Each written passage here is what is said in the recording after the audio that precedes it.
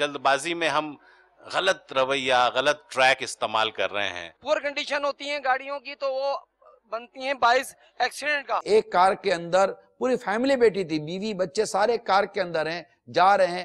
ایک مطلب کہ وہ ٹرائلر کے ساتھ سے گزرے ہوں گے اور ٹرائلر تھوڑا سا وہ موو کرتا ہوا گزرا ہوگا اور جو اس کے اوپر جو ایک 40 فیٹر یا 20 فیٹر جو کنٹینر ہے وہ کنٹینر گرا سیدھا کار کے اوپر اور یہ اس کے اندر پوری فیملی دب کر کچل کر مر گئی. یہ کنٹینر کیسے گرا؟ کہ ٹرالر کے اندر جو کنٹینر ہوتے ہیں، کیونکہ 40 فیٹر ٹرالر الگ ہیں، 20 فیٹر ٹرالر الگ ہیں جن کے اوپر کنٹینر رکھا جاتا ہے. اچھا یہ ٹرالر الگ ہوتے ہیں، ٹرکوں کے اوپر کنٹینر عموماً نہیں رکھے جاتے.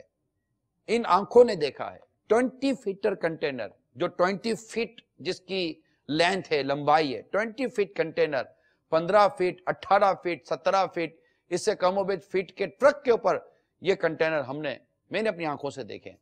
رسے سے باندھیں گے اور باندھ کے جیسے کہ اس کو لگانے کی کوشش کریں گے. اب یہ سڑک پر جا رہے ہیں، سڑک جو اتنا ڈس بیلنس سڑک چل رہا ہوتا ہے، اتنے گڑوں کے ساتھ سڑک چل رہا ہوتا ہے، اتنا ہیوی ٹرک، اس کے اوپر کنٹینر کے اندر ٹنوں ٹن وزنی مال رسوں سے کس کسا کر یہ سمجھتے کہ نکال لیا ٹھا کر کے پورا. آپ بتائیے ہزاروں ٹن کنٹینر جس گاڑی کے اوپر گرا وہ کیا ہوئی. اچھا اب یہ کنٹینر جب سڑک پر آیا، کس نے ٹرک والے کو پکڑا، کس نے کنٹینر والے کو پکڑا، کس نے اس کے باندھنے والے کو پکڑا؟ کچھ بھی نہیں ہوا.